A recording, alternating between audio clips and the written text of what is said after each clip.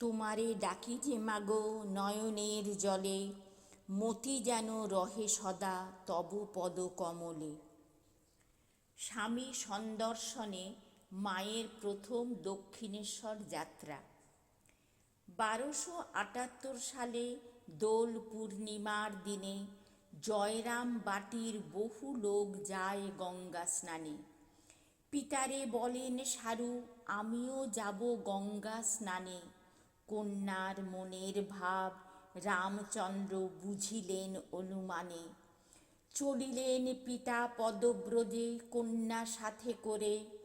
দীর্ঘ হাঁটা পথ শ্রীমা সহিতে না পারে।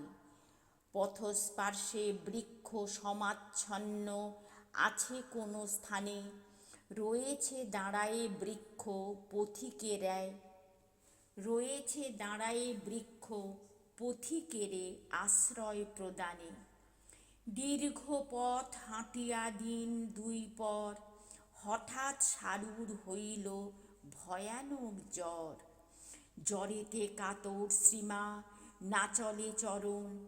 রামচন্দ্র কন্যালয়ে চটি মাঝে রণ। জ্বরেতে অচেতন মা, দেখেন শিয়রে বসে এক রমণী। সারা দেহ বুলাইছে তাঁর নরম হাতখানি।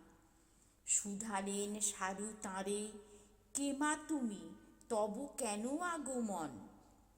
স্নেহ ভরে কহিলেন, আমি তোমারই যে বোন। দক্ষিণেশ্বর থেকে আমি এসেছি এখন।